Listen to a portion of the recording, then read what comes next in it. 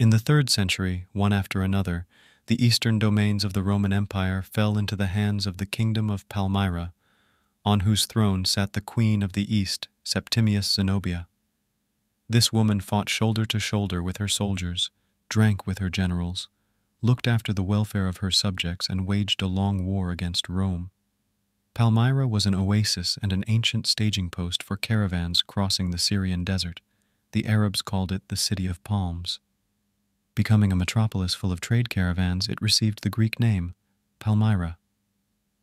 Located at the crossroads of routes leading to Rome and Persia, the local culture absorbed many different customs, including elements of Greek, Roman, nomadic, Mesopotamian, and Iranian cultures. For most of its history, Palmyra, isolated by the desert, was independent of foreign influence, but being between powerful neighboring states, it could not be left behind.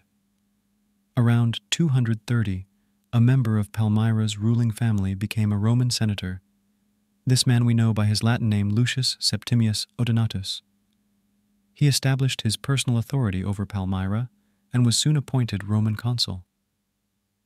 At the time, Palmyra's relations with Rome were friendly, but the empire itself was going through a 3rd century crisis. For 3 decades, Rome had faced endless waves of civil wars and usurpers. The western provinces of the empire seceded from Rome and formed their own Gallic Empire. In the east, the Roman borders were under pressure from the Persian power of the Sassanids. In 260, the Roman Emperor Valerian I was defeated at Edessa and was captured by the Persians. The defeat of the Romans became a great problem for Palmyra. Odonathus expressed his full support for Rome, traveled east with his small army, and fought successfully against the Sassanids for several years.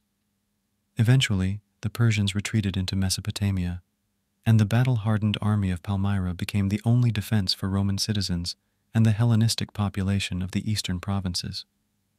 For his outstanding military successes, Odonathus was given the titles of Dux, leader, and Emperor, military leader, by the Roman Emperor Gallienus. Returning home, the victorious commander proclaimed himself King of Kings. This title was carried by the rulers of Persia and, before them, all significant eastern kings, starting with Sargon of Akkad. Thus, Palmyra declared its political equality with the 2 great empires. When Gallienus granted the king of Palmyra also the title of governor of the entire East, he only recognized the actual state of affairs. Odonath governed vast territories from the Black Sea to the Red Sea. The new emperor and king was not able to enjoy the glory and power. As a result of a conspiracy, Lucius Septimius Odonatus and his eldest son Herodotus were murdered by a cousin of Odonatus named Maeonius. It is at this point that Julia Aurelia Septimius Zenobia appears on the pages of history. Her name minted on coins. On inscriptions in Palmyra, she is also known by her Aramaic name Bat-Zabai and the Arabic name Zainab or Zubaydah. It is known that Zenobia was born in 240, was the 2nd youngest wife of Odonath, accompanied her husband in military campaigns against Persia, and bore him 3 children. After the death of her husband, the widow did not obediently await her fate, but proclaimed her 1-year-old son, Septimius Vabalat, as ruler. Zenobia appealed for help to the military, who shared all the hardships with her and her husband during the war with the Persians. The army recognized Vabalat as the new king of Palmyra, and Zenobia became regent under him. Maeonius's rebellion was put down. Roman and Byzantium historians described the young queen as the most beautiful and noble woman in the East. In addition, the image of an independent woman capable of performing the functions of a ruler well appears before us. In 260, the Roman army in the East was destroyed, and the administrative system was decapitated.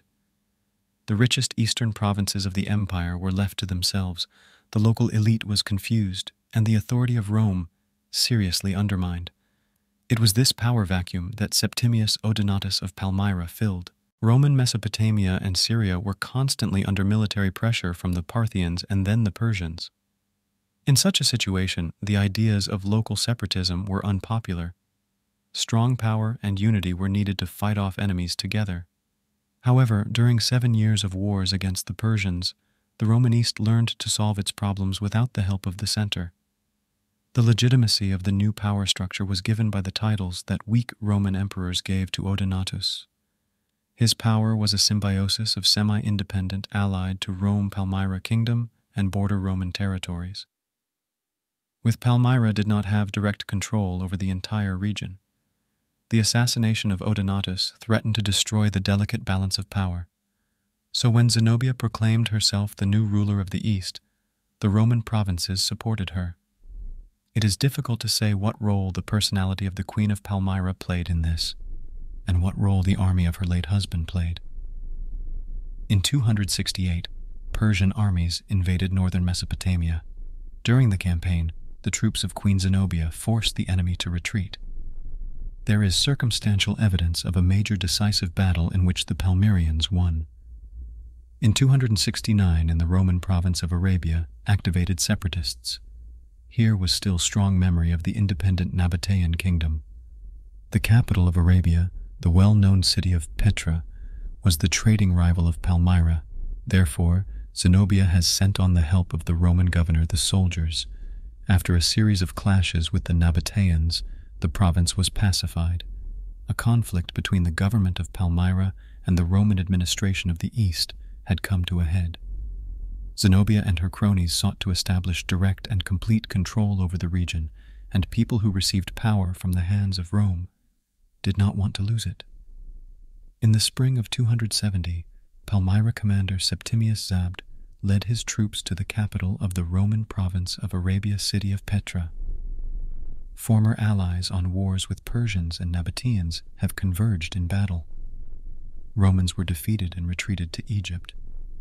The resisted city, now known as el-Jamal, was destroyed, and soon Petra was also in the hands of the Palmyrians. The richest capital of the Nabateans was plundered and its main temple was destroyed. Leaving his garrison in Arabia, Zenobia moved to the province of Judea and captured it. Syria itself has passed under hand Zenobia. The capital of province Syria, the city of Antioch, for centuries was the center of powerful Hellenistic kingdom Seleucid, and now hastened to restore its political importance. In the same year, the court of the Queen of Palmyra moved to Antioch. At the same time, a Roman officer in Egypt named Timagenes offered Zenobia his services in establishing Palmyra's authority over the Nile Valley.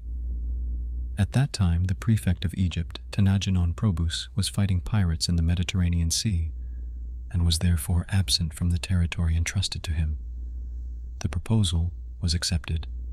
In the first battle, the Romans were defeated. Zenobia left Timagenes, 5,000 Palmyrians and Syrians, and then left the country. In November, in Alexandria, returned to the fleet of the prefect Proba, but the inhabitants of the Egyptian capital remained loyal to Zenobia. Romans have fled to a delta of Nile and have taken refuge in Fortress Babylon Egyptian. To the aid of Timagenes has hurried Zenobia with reinforcements. By united efforts they have grasped Babylon. Tenagenon Probus died, and Egypt came under the full control of Palmyra. Simultaneously, with events in the south, another Palmyra commander, Septimius Zenobia, fought against Roman garrisons in provinces Cappadocia and Mesopotamia. He was joined by Septimius Zenobia, who helped to complete the task. Thus, under the power of Palmyra appeared the greater part of the Roman East, as well as Egypt. Then small son Zenobia Vabalat was proclaimed Emperor of Romans, and it itself has accepted a title, the most famous and pious Queen of the East, and other titles putting it on a level with emperors of Rome. Moreover, Zenobia declared herself heir to the Seleucid and Ptolemaic dynasties. She has created habitual and convenient for the subjects ideological image of the Syrian monarch, the Hellenistic queen, and the Roman empress, thus having received wide support among numerous peoples of her new empire. This became the highest point of Septimius Zenobia's reign. Two of the three largest cities of the Roman Empire, Antioch and Alexandria, were in her hands. The treasury was bursting with treasures seized in Petra and other cities. At the court gathered philosophers and intellectuals from all over the East. On the guard of order stood not known defeat army. Antique sources indicate that Zenobia lived in splendor. In front of her prostrate down, she dressed in purple, like the Carthaginian Queen Dido, and shone with gold and precious stones like the Egyptian Queen Cleopatra, and the imperial throne in Rome was occupied by a talented politician and successful commander, Lucius Domitius Aurelianus. When in the east there was a new power, Zenobia, Aurelian fought with the invading Germans in Italy.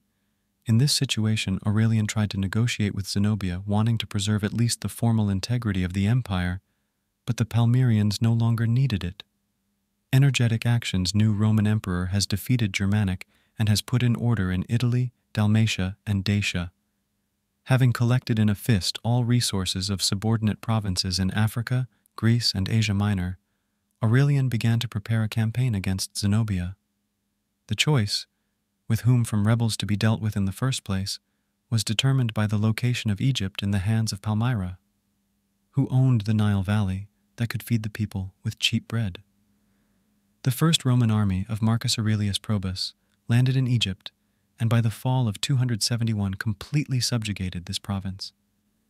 In 272, 200,000 legionaries and soldiers of auxiliary parts of Aurelian himself landed in Asia Minor and hurriedly marched to Cappadocia.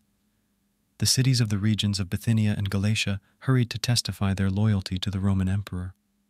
Only the city of Tyana refused to open the gates and was taken by storm. According to a Byzantine source, here the emperor dreamed of the philosopher Apollonius of Tyana, who gave him advice that largely determined the future policy of his reign.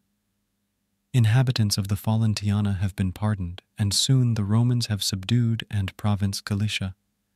Zenobia and her generals hastily fortified Antioch, and the Palmyrian army camped on the Orontes River in Syria. Here the first battle between the armies of the two empires took place. Romans were able to wear down the main striking force of Palmyra, heavy horsemen cataphractarii, and then defeated the infantry. Zenobia ostensibly personally participated in battle and has managed to withdraw with remains of the army to the city of Emesa, now Homs. Antioch was defenseless, and after insignificant resistance fell. Aurelian refused reprisals. Having received reinforcements from Asia Minor, the Romans went to the camp of Zenobia at Emesa. Here another battle took place, and again the battlefield was left to the legionaries. Survivors Palmyrci and their queen hastened to hide behind the walls of the city. Zenobia and her cronies hoped for the help of Armenia or Persia as returned by Romans of the east, and defeat of Palmyra did not bode well for these states. The ambassadors from Armenia returned with a refusal, and the Persians could not immediately gather sufficient forces to march. Aurelian realized that besieging an oasis in the desert was not a matter of strategy, but of logistics. In order to prevent the besiegers from dying of thirst and hunger, it was necessary to establish a constant supply to Palmyra. The Roman emperor agreed with the nomads of the Syrian desert, and they undertook this difficult task. The legionaries encircled the city. The Palmyrians made forays and refused to negotiate surrender.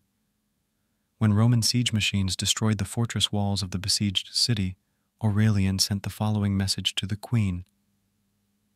"I urge you to surrender, promising that your lives will be spared, on condition that you, Zenobia, together with your children, should live where I, acting in accordance with the wishes of the noblest senate, shall appoint a place. Your jewels, gold, silver, silks, horses, camels, you shall all hand over to the Roman treasury. As for the people of Palmyra, their rights are preserved." Zenobia refused to accept these terms. She then, accompanied by several servants, tried to escape to Persia, but was captured and taken to Aurelian. Palmyra surrendered to the mercy of the victor, and the inhabitants of the city were forgiven. The Roman emperor wanted the fate of the main rebels to be decided by the court organized in Emesa. In the meantime, Aurelian himself went to fight the barbarians who had invaded Thrace. As exactly behaved the former queen before judges, it is unknown, but we know that at the end of the process all the accused, except Zenobia and her son, were executed. In the spring of 273, Palmyra again revolted, and the Roman garrison was exterminated.